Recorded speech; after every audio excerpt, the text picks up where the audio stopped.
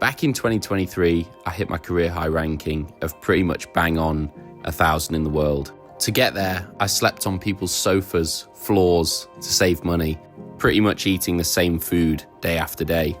I invested my own money and borrowed other people's, all to try and make the dream of playing pro tennis work. When I think about it, that's what really excites me about playing tennis, is going out there and competing, playing for world ranking points. And although I enjoy playing tournaments and winning money, there's nothing like earning ATP points and seeing your place in the world just rise that little bit higher. So I'm going to set myself a goal, a purpose with this whole journey, to first of all get back to my career high ranking and then higher. I still believe that I have a lot more in me, and I'm willing to put the work in, to travel, to even invest my own money in doing this.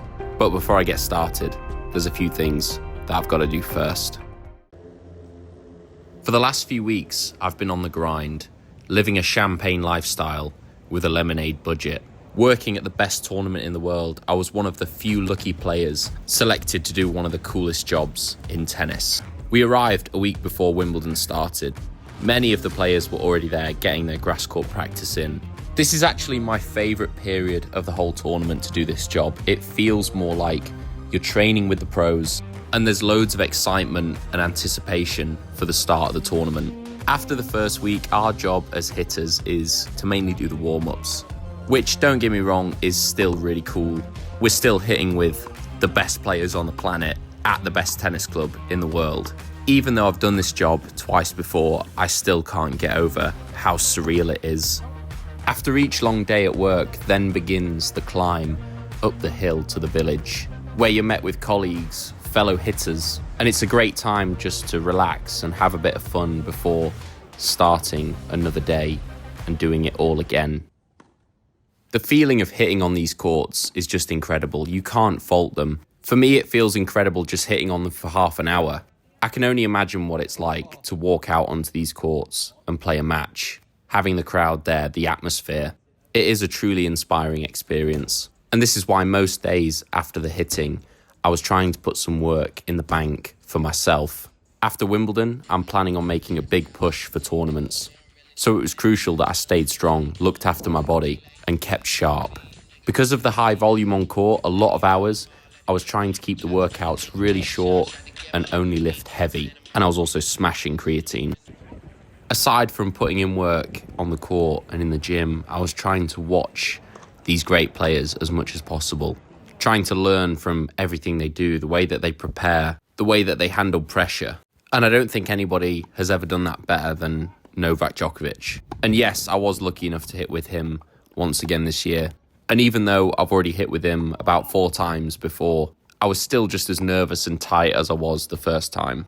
What he brings to the court in terms of intensity and focus, I just feel is unmatched by any other player that's ever played the game. And he also hits a pretty sweet ball. It's pretty much always bang on in the centre of the strings.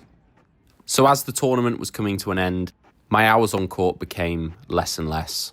And although I was pretty knackered, some days we were doing 5 hours on court in the middle of a heat wave, I don't think my motivation to play has ever been higher. So I was viewing this tiredness and fatigue as a strong test of my focus. If I could train for an hour a day with one of the other hitters working on my own game, then that was a win.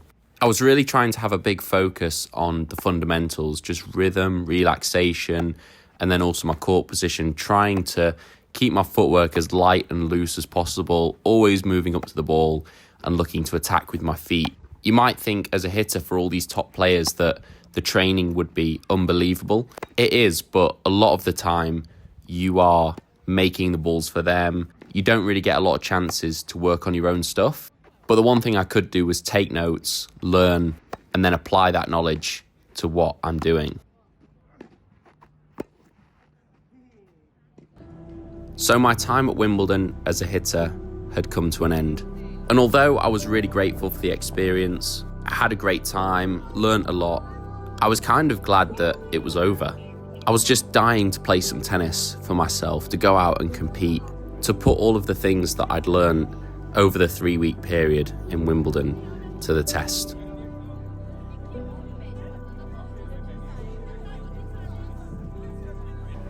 By this point on the last day, I had hit a bit of a wall, but I think we were all knackered. I think it was time to go home and get some rest.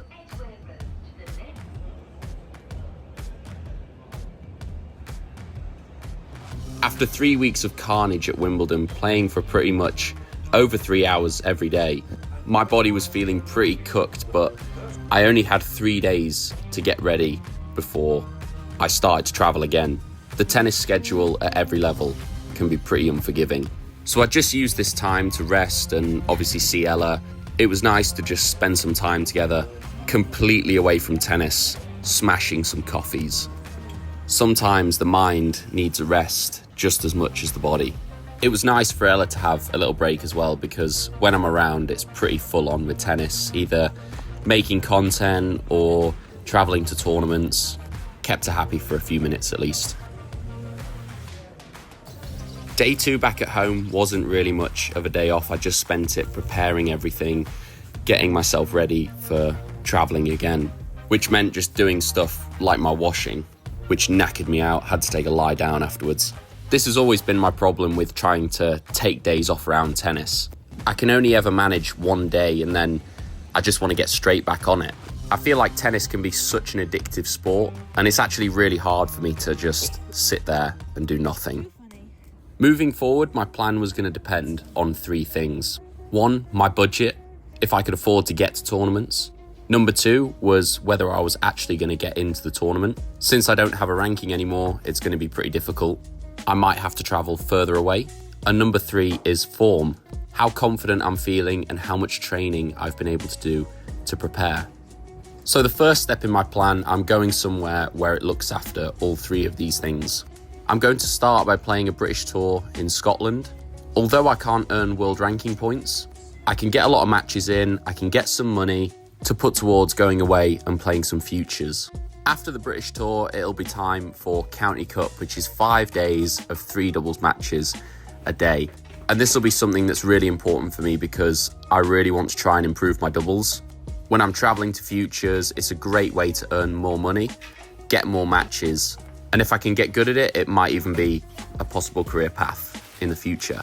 But who knows? I want to try and focus on singles for now. And then the week after County Cup, I've entered a tournament in Dublin, which should be pretty cheap to get to, and it's also on artificial grass, which is pretty much what I train on all year round. But that just depends on whether I'll get in. But for the moment, I have everything I need for the next few weeks. I'm ready to get back out there and give it another shot. If you'd like to support my journey, I've attached the link to my Buy Me a Coffee in the description below. It helps me to get to more tournaments, get better training, and of course, give back to you guys, give you better content. Everything that I'm learning, I'm planning to share with you. See you next time.